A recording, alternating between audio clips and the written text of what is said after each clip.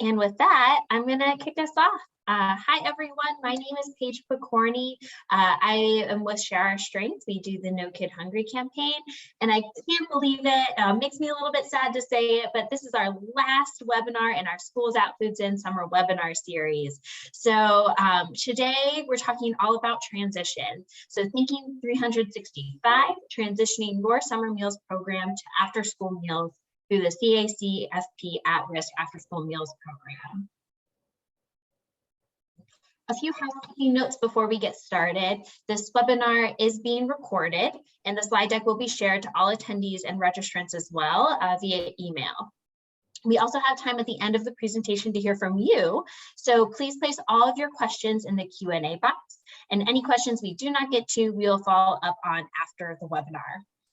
We have closed captioning available for this webinar, and if you have any tech or accessibility issues, please message our Share Our Strength on the host, on the panelist over chat, and my colleague Chelsea will help you out and do some troubleshooting with you.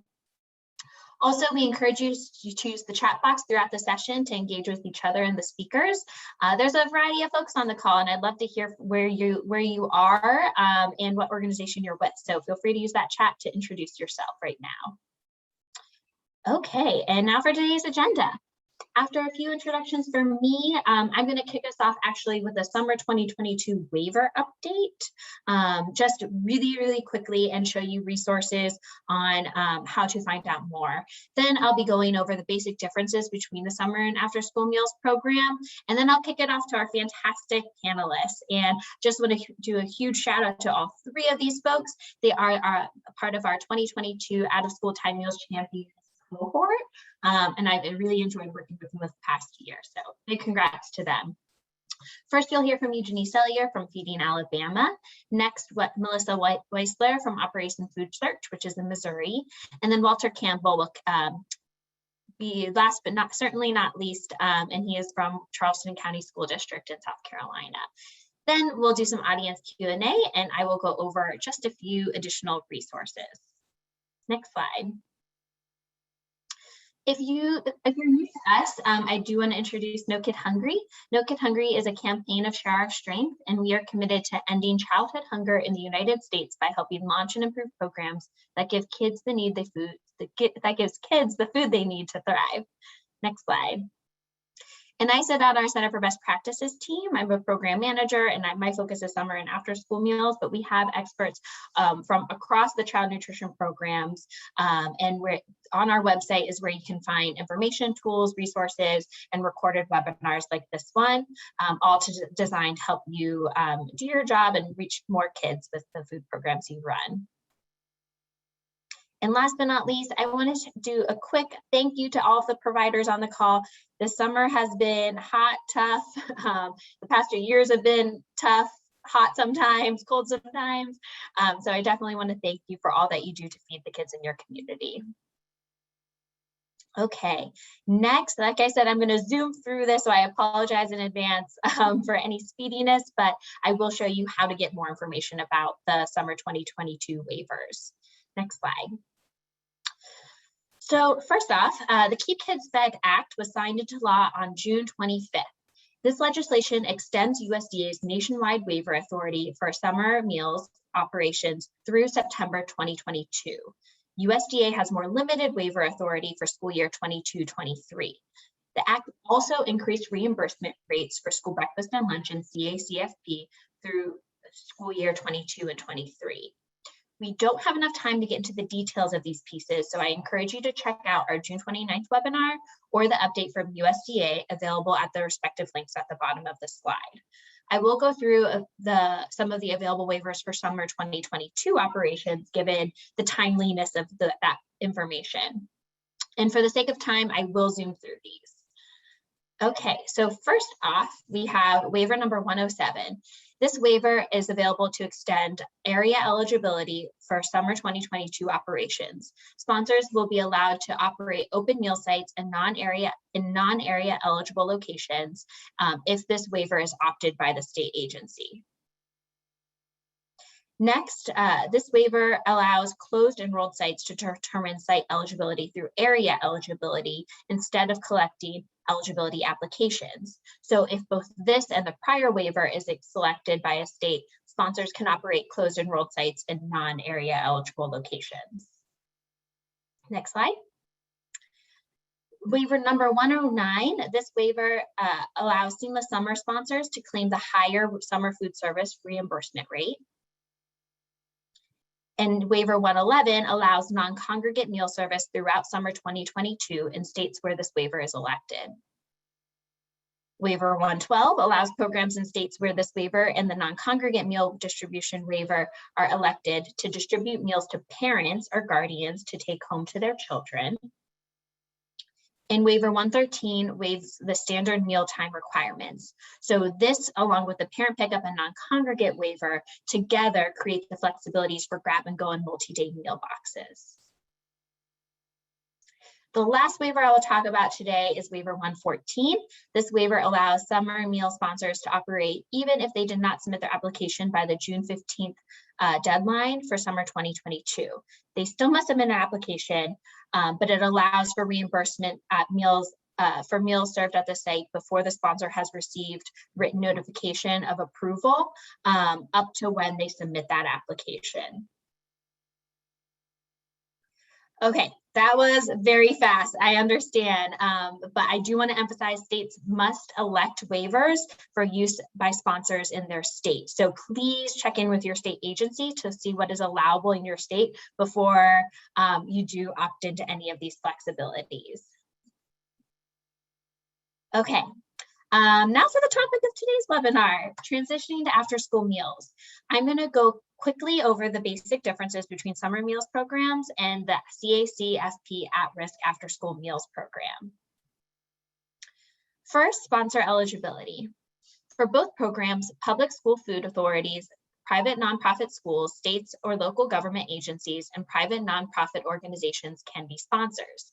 There are small differences, which include the summer food service program allows public or private nonprofit colleges or university that participate in the National Youth Sports Program, and also public or nonprofit camps to participate as sponsors. The other small difference, CACFP allows eligible for-profit childcare centers to participate. Next slide. For site type, in both programs, affiliated and unaffiliated sites are allowed. Additionally, for unaffiliated sites, non-cash agreements where sponsor assumes all costs and retains full reimbursement are allowed. So now the small differences. Sfsp has defined site types, while CACFP has no official site type designations. But both programs can operate in drop-in or enrolled operations. CACFP also allows cash agreements where the sponsor disperses reimbursement to the site minus administration fee. You often see this if the site is procuring and preparing their meals. For site eligibility, it's the same for both CACFP and Sfsp that open or open restricted sites must be in a location that is area eligible, which means that they are located within an attendance zone of a public elementary, middle, or high school with greater than or equal to 50% eligible for free or reduced price meals. Of course, this is if your state did not elect the area eligibility waiver. Also the same is that eligibility is determined and valid for 5 years. The differences include that Sfsp and SSO can use census data and averaged area eligibility. And there's a link there where you can learn more about averaged area eligibility and a map that you can use to figure out if your location is operating in that. In non-area eligible locations, Sfsp sites can operate as closed enrolled and campsites, while CACFP sites have the option of participating in the outside school hours care centers program if they meet those eligibility standards. So just slight differences in how a non-area eligible site would operate. Next slide.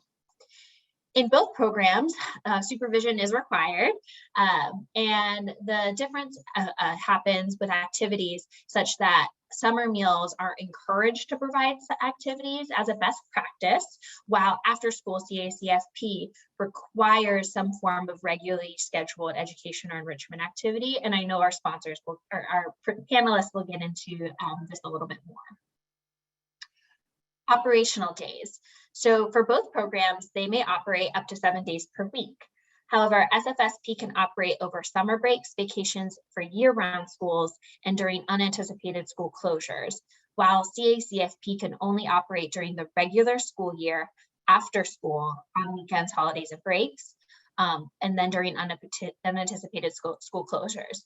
The only case that CACFP can operate year-round is in the attendance zone of a year-round school. Participants. Both programs serve all children and teens through the age of 18 and persons with disabilities regardless of age. However, in CACFP, a 19-year-old can participate if 18 at the start of the school year. Next, the meal pattern. In both programs, school food authorities can opt to use the National School Lunch Program or School Breakfast Program meal pattern.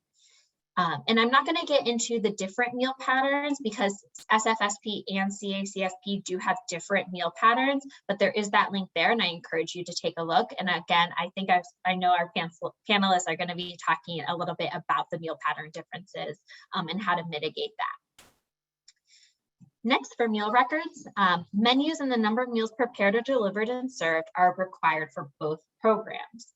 Differences include that Sfsp requires the number of first meals, second meals, and any leftover, or meals served to non-program adults. And then the other kind of difference is CACFP requires a daily attendance or a roster of children who attend the site. Next, the reimbursement rate. So they are different between Sfsp and CACFP and SSO however, I do want to note that these CACFP rates, they will be updated soon as the annual update to rates will be coming out from USDA pretty soon. So there will be a slight increase in the CACFP numbers. Okay, that was a lot. And again, I want to point you to a resource where you can find more information because I zoomed through that, I know. So this comparison chart is a wonderful resource that goes into everything I said and more in great detail. It's available at our Center for Best Practices website, and I encourage you to take a look, and that link will be live when we send out the slides. And today's speakers will be talking through how they make these program differences work for their operations, and also why they choose to operate year-round with summer and after-school meals. So with that, I'm going to pass it over to Eugenie. All right, thank you so much, Paige. I'm Eugenie Sallier. I'm the Director of Policy and Programs at Feeding Alabama. So I'm going to give you all the new sponsor perspective, but first I'm going to talk a little bit about Feeding Alabama and what we do. So we're a food bank association, and we work with 8 food banks in Alabama. We help foster funds, awareness, food, and we also do some program work as well across the state. So that's where our federal child nutrition programs come in. We work in the north, east, west, and central portions of Alabama. We work with those food banks on the ground to implement these programs. We serve as the sponsor, and we hire seasonal staff that help us implement them on the ground. So jumping in to the new sponsor perspective, we can go to the next slide. We just started this program last year. So previously we had been operating our summer feeding program for almost a decade, and we weren't really ready to jump into after school meals yet. Last year, with summer feeding, year-round summer feeding ending, along with bringing on additional staff, it was best for our organization to go ahead and start our after-school meals program.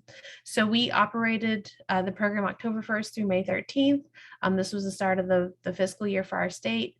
And we had about 15 sites. We reached around 751 kids, and we served a good bit of snacks and suppers. We really tried to push both. I will say, as we talk a little bit more about budgets, it's always great to serve those meals because that's where the higher reimbursement is, and that's where it'll help pay for your program costs. So with transitioning from that year-round summer feeding to CACFP, We primarily tried to work with sites we had already worked with previously.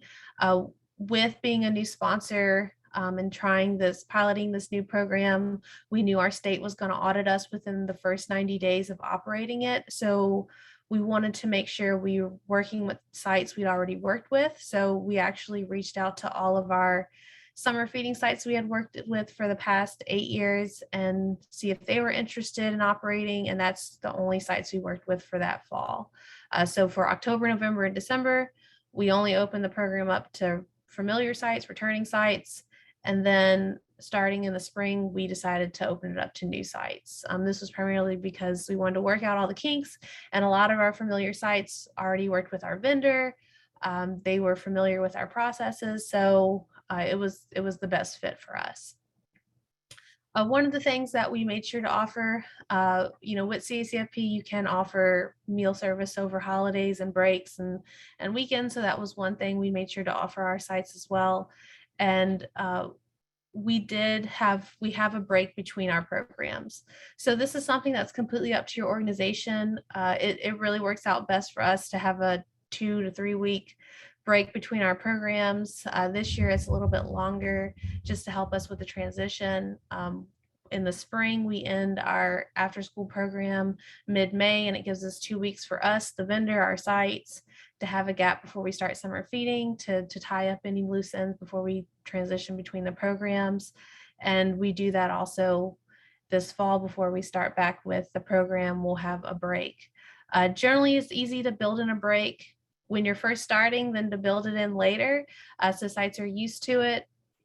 And generally during those 2 weeks, we're very upfront with sites of saying, we're not going to have the program this week. A lot of them are already buying snacks for their kids, so they just know for those 2 weeks to have stuff on hand. We also supply them with information from our food banks about pantries and other ways to access food in case there is a need. So we can go ahead and go to the next slide. Great. So I mentioned already about the buy-in. So again, part of that worked out perfect with transitioning from year-round summer feeding to after-school meals. All of our board members were on board with it. Our network of food banks were on board with it, and it just transitioned perfectly for us. We knew that there was the potential to continue operating year-round service and transition to after school, and we had that. So with that, we wanted to see what our sites feedback was with operating the program. So we sent out surveys to all of our previous summer feeding sites just to ask if they would be interested. We gave them a brief program overview of what it would look like, how it would operate, and we asked them if they would be interested in tuning into a virtual interest meeting. So we had a pretty good response to that, and we hosted a handful of interest meetings. What we did, they were just 30-minute virtual meetings. We recorded them and sent them out as well in case anyone missed them or they weren't able to attend. They had that recording. And we kept it very brief, pretty much almost like how Paige just gave that nice brief overview of the programs. We did the exact same thing to really give our sites, a perspective of what it would look like, how it would operate, what to expect, and so they could draw their conclusion if they wanted to participate. From there, we sent out applications and we continued on. So I will say, scheduling wise, we held the interest meetings during the summer, so near the end of the summer. So like if you're interested in starting this program, it's a good time to start now to get ready. And then we had all our program applications due by the end of September, the end of August, just so we had that month of September to get our sponsor application into our state because it was due by October 1st. So going into that lovely application, with being a new sponsor, I don't know if any of y'all have ever been a new sponsor in any of the other federal programs, but when you're a new sponsor, there is additional paperwork you have to do as a new sponsor. It's not the same as being a returning sponsor. I will say you only have to do it once, which is great. You get it out of the way, do it 1 year, and then the next year You'll just have to do the reapplication, which is a lot simpler. I know in some states they have a nice streamlined process between programs, so there may even be less paperwork in your state. Check with your state agency on what that process is. They should have trainings. I know our state's getting ready to send out training information soon, so training should be starting for new sponsors, returning sponsors. So talk to your state agency, see when the trainings are going to be happening, because you'll have to attend one of those. Go ahead and get your application done. We have a paper portion that we have to do along with the online portion, so you'll have all that information. And then the other thing I wanted to mention is, at least in our state, we have to get audited within our first 90 days as a new sponsor. So if you do have to get audited, you'll most likely be audited within your first year. Just be aware of that whenever it comes to building out your program and how you want it to look. The other thing you'll have to be prepared for is your meal service, your procurement. So if you're looking to do self-prep, if you're going to prep on site, what that procurement is going to look like, you'll probably need to start ordering food sooner than later, depending on when you want to start your program, or if you want to work with a vendor. We work with a vendor across our state. We're lucky to have a vendor that works in a robust number of counties. So, we just have one vendor contract. We do a bid, but I will say the bid process can take 2 to 3 weeks. So that's something you'll have to work with your state agency on and build into your schedule and your timeline. We did have a situation during our first year, near the end of our first year, where our vendor had closed one of their kitchens, so we had to transition quickly to find another one. But we worked very closely with our state agency on that, and we were able to transition quickly, so we were able to continue to feed our kids and our sites. In some states, if you don't know of a vendor, in some states, they have a list they can supply you with. So I think it's really important to have very open lines of communication with your state agency. If they, as much as they will provide you with, ask them, even when it comes to budgets and building out staffing. I know our state has templates they use, so they can share with you so you can build your budget out and what that will look like based on the number of sites you have and meals and snacks. So take anything and everything they'll give you and use it as a resource when building out your program for the first year. Speaking about the budget, I do recommend getting private funding or grant funding for your first year. With a startup, sometimes you can have shortfalls. We actually was able to secure a grant, which share our strength for our first year, mainly because in a lot of the areas we served, the program was not being offered. So we were able to expand it into areas and build out a program there. One thing you can also do, but again, check with your state agency, is you can use Sfsp excess funding. Our state allows this. You do have to get approval before you do this, and you also have to replenish that money in that account.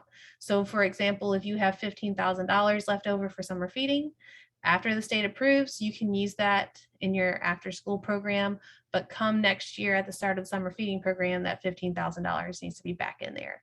So our state allows that, but I will say check with your state agency if that's something you want to do or have the means to do before you just do it. And then talking about staffing, I mentioned the template, but the staffing will depend on the number of sites you have and how you want to build that out. If you're building that out into a role you already have, if you're dividing roles, but that'll all depend on what your site numbers look like. That's why I suggest starting early. So a couple of pointers when it comes to operating the program. I would definitely take advantage of the waivers, as many as your state has, if they do have any. I know Paige did a great overview of some of the ones that we're expecting to continue. A big one we took advantage of our first year was the on-site monitoring. That helped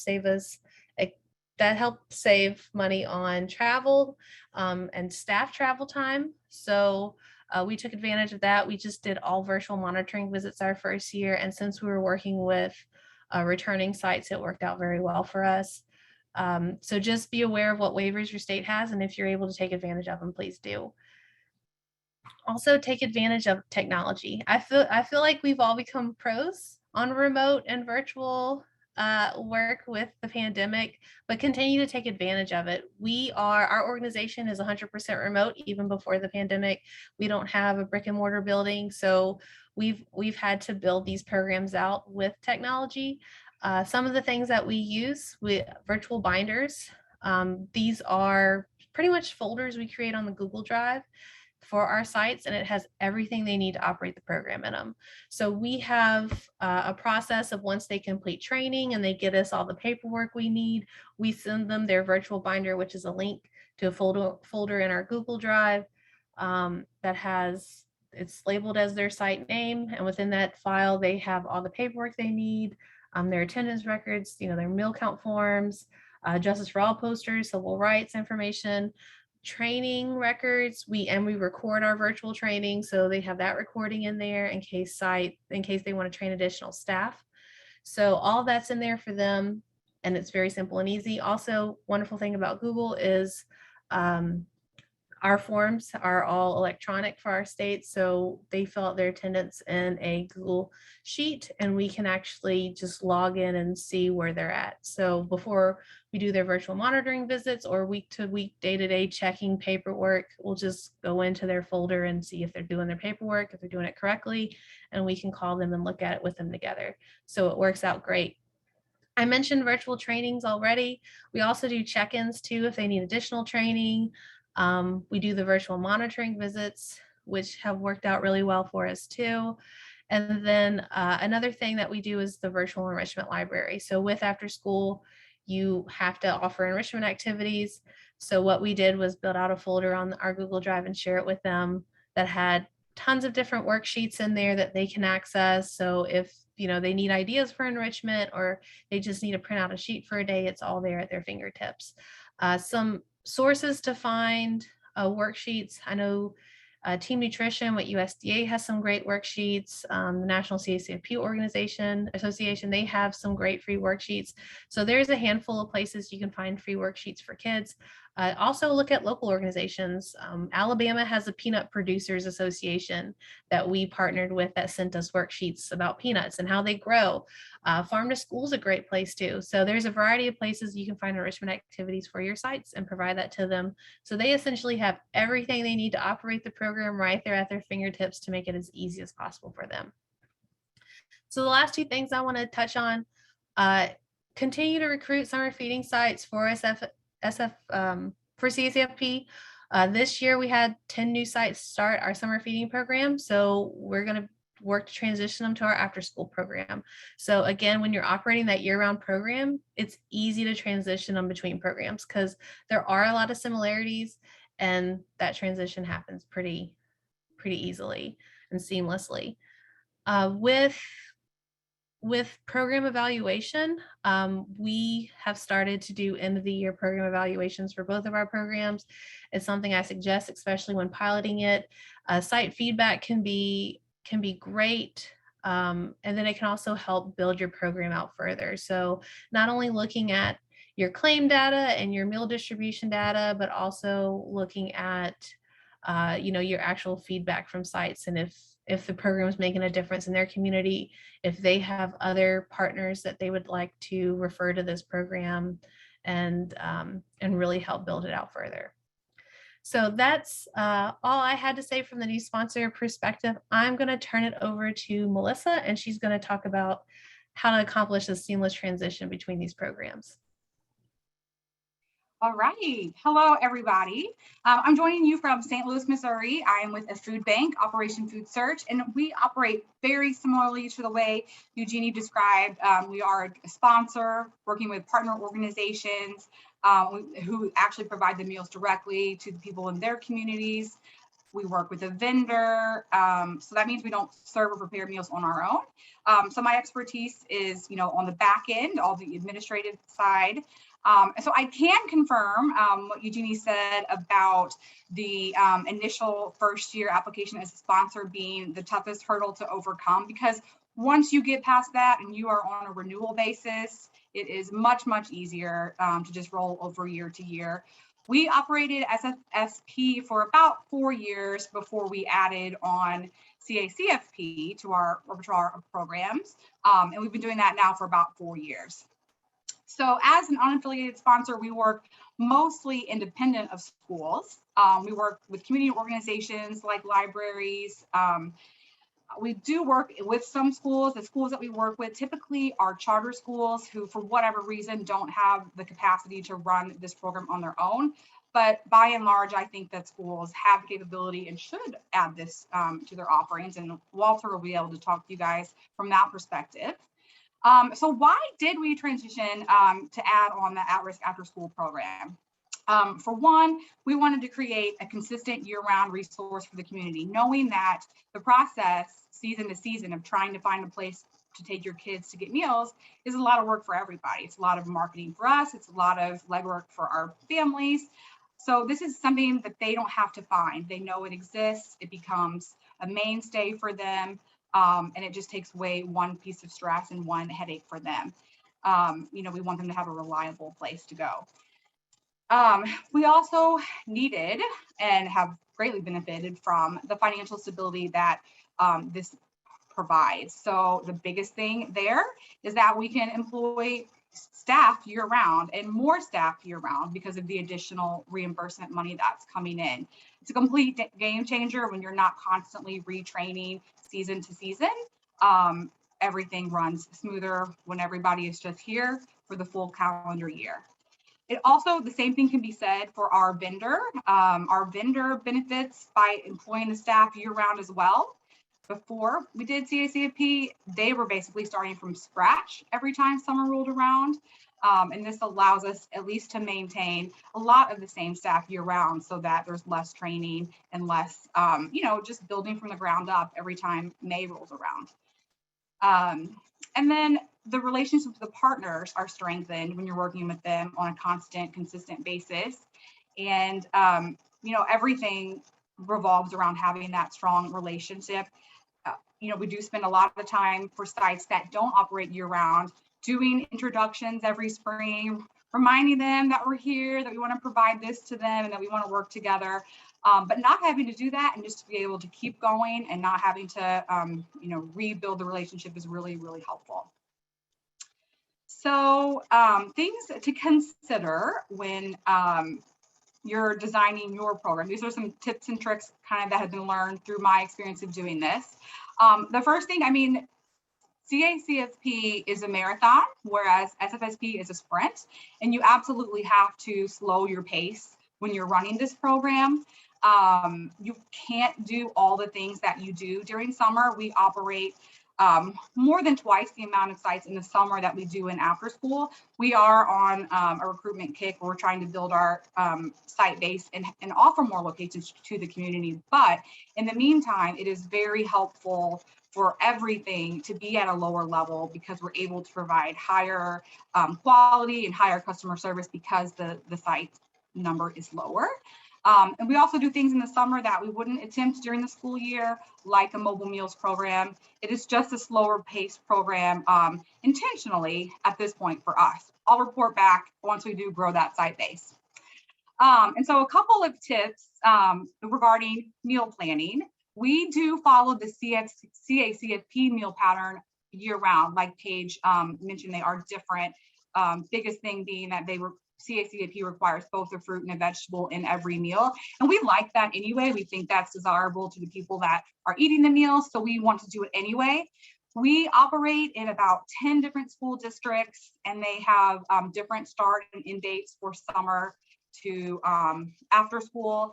And so in order to seamlessly transition and not have any gaps and not have any concerns about whether you're following the meal pattern correctly, we just serve the same meal pattern year round that satisfies requirements, no matter what cycle the site may be in, because we do have periods in May and again in August where sites are operating. We have some sites operating one and some the other, and it can get very confusing during that time, but that helps mainstream that.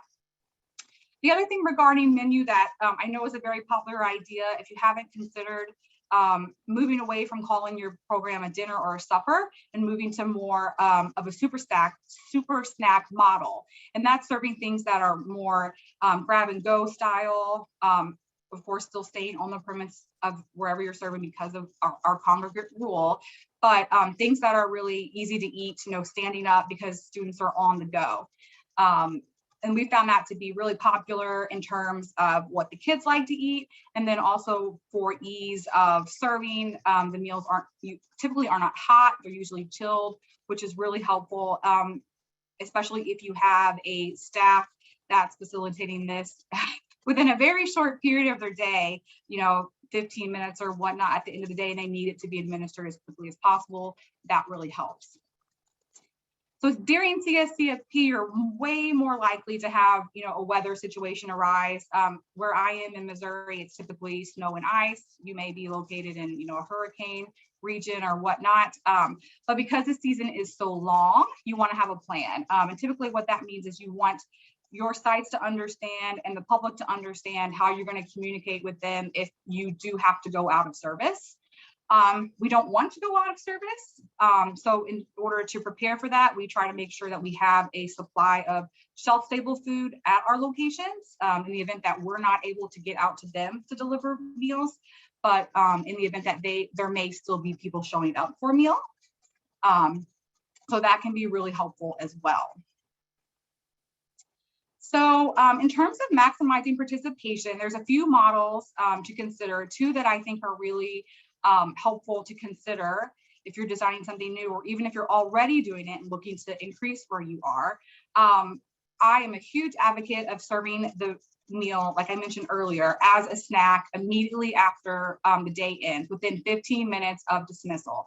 And that really helps you grab the kids who aren't going to stay for after school activities, because the after school activity requirement requires, if we didn't mention this, that the activity is offered. It is not a requirement that every child stay and participate. So that's the catch that you want to make sure you understand, because that can sometimes be the thing that makes people back away from this. But it just has to be offered. But the meal can be provided to everybody, regardless of whether or not they participate in whatever your activities are. And so doing it as soon as you can after dismissal really ensures that the kids, the most kids as possible, get fed. And then, we also want to make sure that this is helping them in the activity. So giving them food and getting their brain refueled so that they can excel in, athletics or academics, whatever it is that they're staying for, they can thrive in those activities. Another model that I have not actually piloted myself, but am trying to make a move toward that after learning from a colleague also here in Missouri, is supper in the classroom. And so I hope by now we're all familiar with the concept of breakfast in the classroom. This is a catch on this, a play on that. And it does take a bit of work to make this happen and make it a reality, to make, get the schools on board. But essentially it's a way to serve the meals while everybody is still in their classroom before they've exited. Helps to ensure that you get a very high participation, if not 100% participation. And then the activity that is being administered can be administered very quickly there in the classroom. If you're providing something very simple for that teacher to provide to the kids. In both of these cases that I've mentioned, you really do need to have buy-in from the very top level of school administration to make sure that things like the bus schedule potentially are manipulated to accommodate this. If you're going to serve your meals within the last 15 minutes of school, for instance, it may be necessary to hold the buses so that kids can receive their meal before they exit altogether. So one thing that has worked really well for me here in my program, as we transition from program to program, is to maintain mealtime the same time year round. So it's not typically thought of to have lunch for Sfsp at 3 or 4 in the afternoon, but we generally find that to be a very popular time for especially teenagers or A lot of people don't want to get up at 11 and 12. I say get up. I know that is midday, but summer is summer, right? And kids are off doing other things. And having an afternoon mealtime is really convenient, even if you're not sleeping in, even if you do have other activities.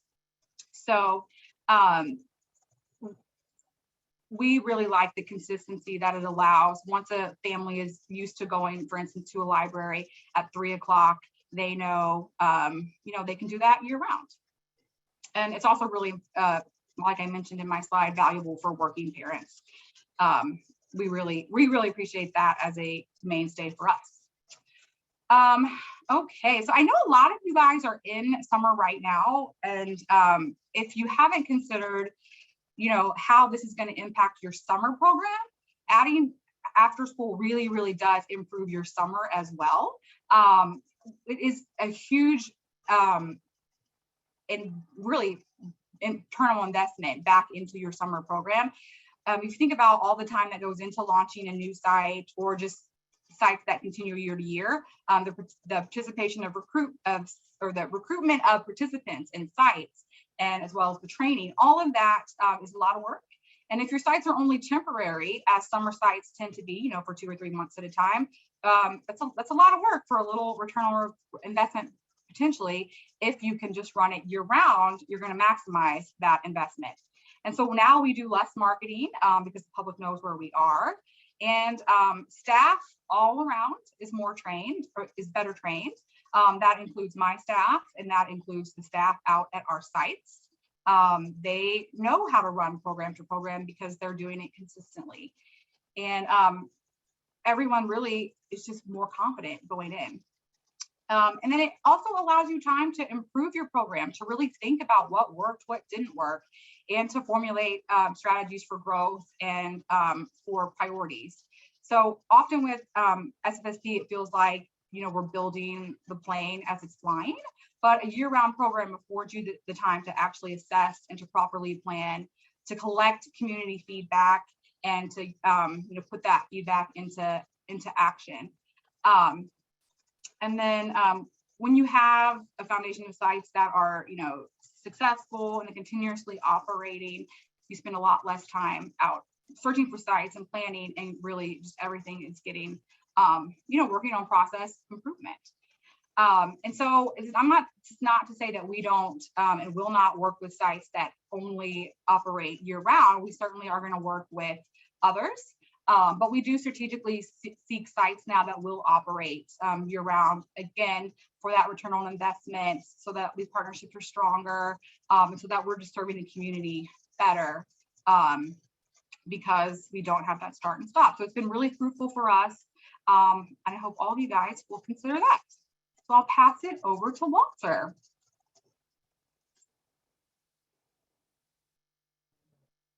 Thank you. Okay, Eugenie and Melissa, I think they pretty much covered just about everything.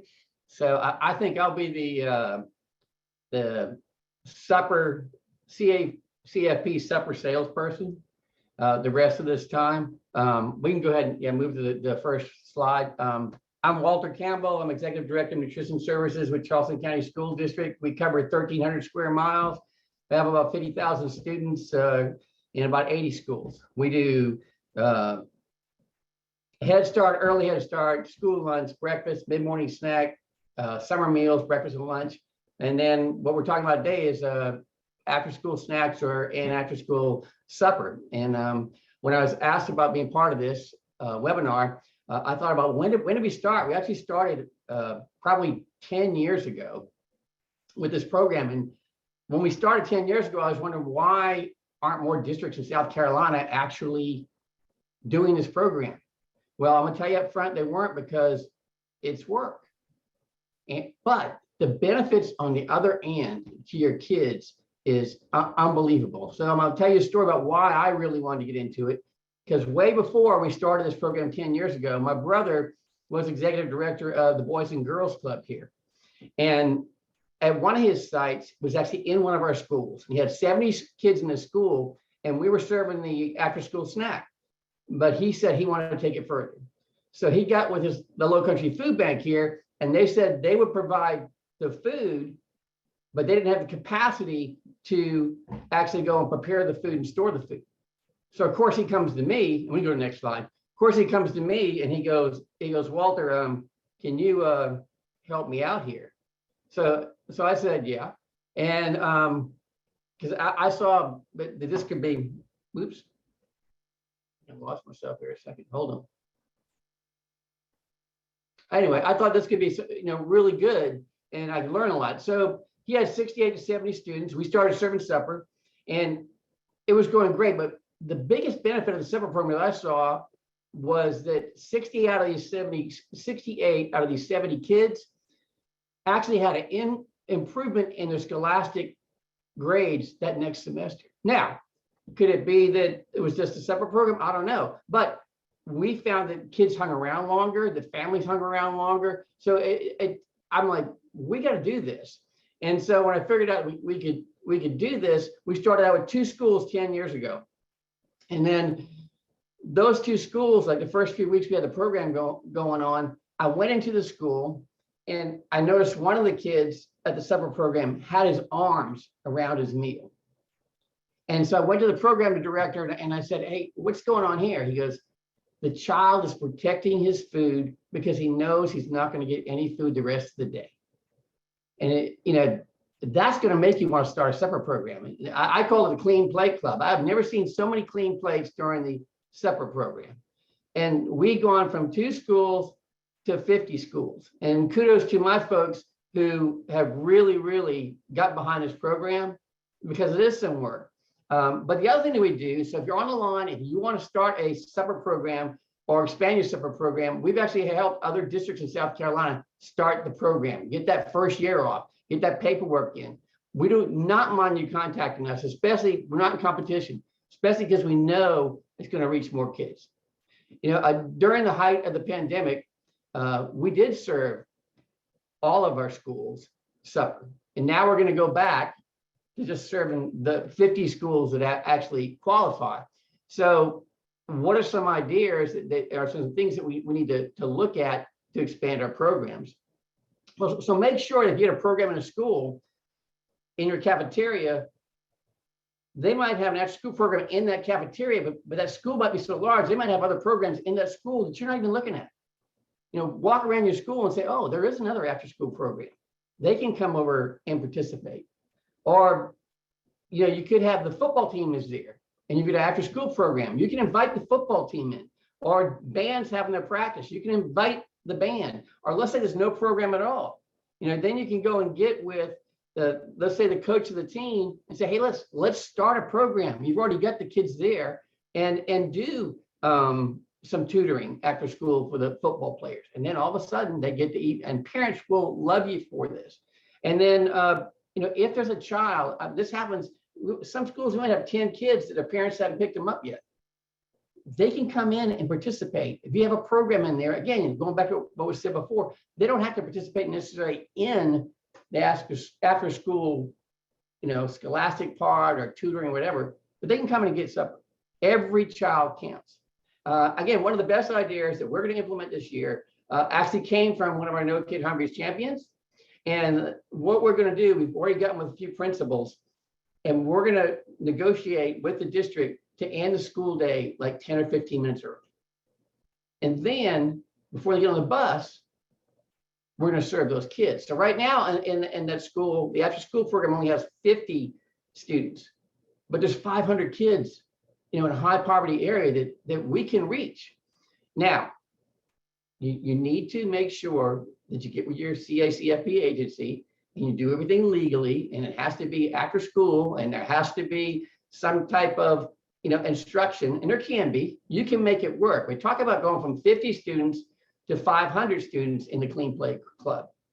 So in transitioning back, some of the things that I was asked about were, what are we looking at from a menu standpoint? And if you're starting a program or expanding a program, are you going to serve hot meals? Are you going to serve cold meals? If it's in the elementary school, we do all hot meals, but in the middle and high, we might do more sandwiches, and really good sandwiches. But you need to figure out how that works for you. And you also need to figure out, do I have the labor to do this? And a lot of the sites, what we do is we prepare the hot meals, and we've actually got the after school folks that are serving the hot meals. And there might be a situation where you can't do that. Maybe they don't have the labor to do that. So then maybe you're going to serve a cold meal. And then you might say, I'm going to expand outside my school walls. Now, fortunately, our Low Country Food Bank already does that for us. They can't reach everywhere. But if you want to expand outside your school walls, start with one school. Don't overdo it. Just start with one school. You work all the kinks out. The other thing I think you should do, that we do, is survey your kids and actually get in there with your kids, because I don't care if it's free or not. If the food's not good, they're not going to eat, and then they'll go home hungry. So make sure you survey your kids. I was asked, okay, how is it helping or impacting running the program year round? Simple. We're reaching the community. We're reaching more kids. And potentially, this was brought up a minute ago, we've got employees that are working 6-hour shifts, and now maybe we can give them a 7 or 8 hour shift. So they're not having to work that second job. And the supper program actually benefits some of our after school programs, because the families find out, oh, wait a minute, you're going to serve them supper? Yeah, you're going to go to that after school program. And then all of a sudden, you're sending these kids home, not just with full tummies, but with full minds. They've learned stuff. I was asked on tips and strategies with the new year and moving back to the supper program. You need to have a written plan, with dates and times. And again, you're welcome to call us, and we'll help you with logistics and how we've done it. We're very fortunate, and you need to check with your district, is that there's a lot of ESSER funds out there, and from the federal government, and our district is using a lot of those ESSER funds for after school programs. So we're already expecting their after school program is going to grow. Now, one thing that we do, I don't care if it's 10 kids in the after school program or 100, we serve them all. But again, you go, well, Walter, we still have to balance our budget. So it might be that in the school where it's only 10 kids, that you do a cold meal and you leave a cold meal, or it was just mentioned a minute ago, you do the super snack. Whatever you can do to reach as many kids as you possibly can. And then some of the suppliers actually have everything prepackaged. So if there's something you can do and you don't have the labor, then look for everything prepackaged, and then you just add milk. I was asked why we do these programs. So I'm going to finish up with a story. Back, before I started with the school district, I started in 2006. Back before I started, I worked in a restaurant business, and we used to take care once a year during Christmas. We take care of charities, and we'd have a group to come with a charity, and we would get gifts and all for kids that are around some of the schools that we serve now. And one year they came and said, we have this one family we want you to take care of. And this is before I even knew about free reduced meals and knew about supper programs. And we found out that this family is a single mom, 5 kids. The mom was working multiple jobs. The oldest daughter was taking care of the 4 siblings. And I said, we got to do more for these folks. And in the restaurant business, I'm working late, and I asked the person coordinating everything, hey, can I go by their house afterwards? And they said, well, they live right up the street here. And I'm thinking, well, there's $500,000, $600,000, $700,000 homes. And he said, yeah, but there's some homes that are in that strip right down there that have been there for years and been passed down from family to family. And I said, well, how am I going to know which house it is? He goes, it's easy. He goes, one of those houses, and when you pass by tonight, it'll be dark. And you'll probably see the daughter who's taking care of the other 4 siblings sitting out in front of the street light studying because their electricity just got cut off. I mean, if that doesn't want to make you reach out to these kids and start a program that benefits them, what will? And I just find it's worth it. Please do it. Give me a call if I can help you.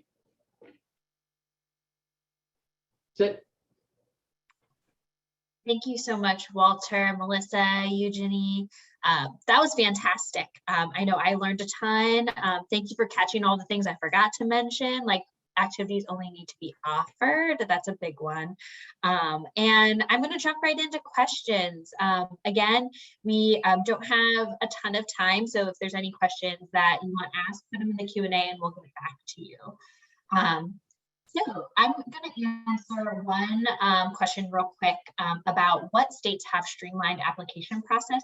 And I have a couple of resources that you can go and look to see how your state operates summer versus after school. I'm just going to drop those in the chat. So keep an eye out for the chat. And then I want to jump into rosters and enrollment. So wondering if you all could talk a little bit about the need for rosters for student participating and how you manage that and how you balance that with like school enrollment. And there's a question specifically about how to work that into your audit for your state application. So whoever wants to jump into rosters and attendance. Well, I could answer how that works on our end. So for us, that's kind of one of those things that rolls over from this being part of the Child and Adult Care Food Program. The way our sites are operating is much more like an open Sfsp site. So we don't have enrollment. We, you know, at a library where kids are popping in, you don't know who's going to show up. So the enrollment number that we provide on our application and also on our monthly claim reporting form is just an estimate. What's actual is the attendance, which we do keep the attendance roster, which has to be accurate, which is very much audited. And that number is a true reflection of who shows up.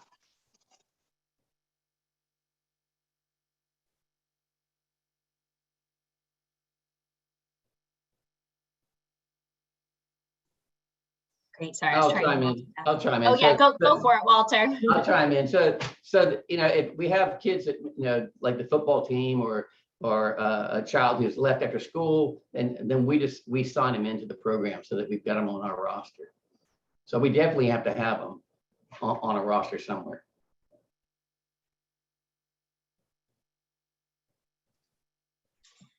Great. Thank you for answering that.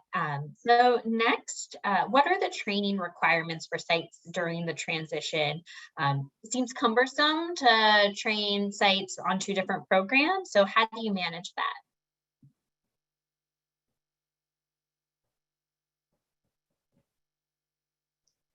Okay, I'll go again. So I actually think more training the better. Everybody can use a refresher. It may seem like, you know, you do it in May and you're doing it again in September and that's a lot, but I can assure you that from May to September, a lot of things get lost in the process. You also have a lot of transition at your sites. Think about that too. I mean, just because they had somebody in place in May doesn't mean they have the same person in place a few months later. So it's just really, really good. I mean, honestly, train as often as you can. A lot of it is the same information, but there's a lot of new stuff for after school that's not included in Sfsp. So we try to focus more on those things and less on the things that they have been doing year round if they are a carryover site. But every fall, the attendance really has to be covered, and the activity requirement, all of that really needs to be reiterated. So the trainings are different where they're not so repetitive. And again, refresh. The better trained, the better, I say. Yeah, I agree with Melissa. We not only have the main annual training we do with sites, but we actually have 1-pagers we make for them on specific dynamics of the program, like specifically how to fill out their attendance, how to do meal orders, enrichment activities. And then we also will do mini recordings that are between 30 and 60 seconds. That's pretty much me recording over Zoom, sharing my screen, showing them how to complete an attendance form, how to do their meal orders, so they can just watch that little snippet and get a refresher. And then in our district, the person that handles that for summer programs and handles it for summer programs, again, because we were able to expand, so we had the funding coming in, it is the same person. So if there's a separate program and a summer program at the same school, a lot of times it might be the same coordinator, and so they get used to the personality, but it's just one person for both of our programs. So it's easier to keep up and the training's easier to do. Great. I wish I had more time with you all. What a bummer. But we would love to keep the conversation going. Walter included his email, and if Melissa and Eugenie want to share yours as well, feel free. But you can always reach out to me. My contact information, can we plug up the slides, Chelsea, is available on the slides, and I can connect you with these fantastic champions in addition to some of our other champions. So I'm going to zoom through some new resources. We have one on tips for congregate meal service. Next slide.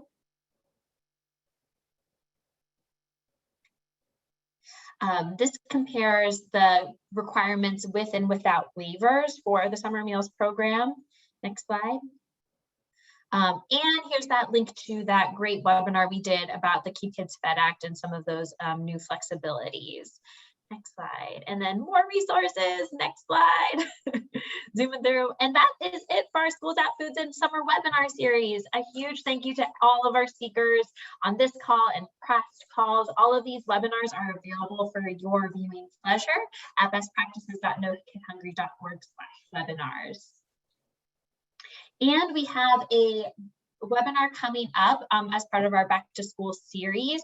It will be on July 25th. You'll hear from Walter again and the great Donna Martin on hiring and retaining staff. I'll drop that registration link in the chat and we'll include it in the post-meeting follow-up. But please do tune in for that. And to stay in touch on all of our upcoming webinars, new resources, please sign up for our newsletter. bestpractices.nokidhungry.org/subscribe is where you can do that, and visit our website. And that's it from me. It's been a great summer learning with you all. I will be doing some additional webinars in the fall on after school. So if you are interested in starting an after school meal program, took the advice of these three fantastic panelists, please do stay in touch. My email is peoplecordy@strength.org. And thank you so much for joining us today. I hope you have a great day, and we'll talk to you soon.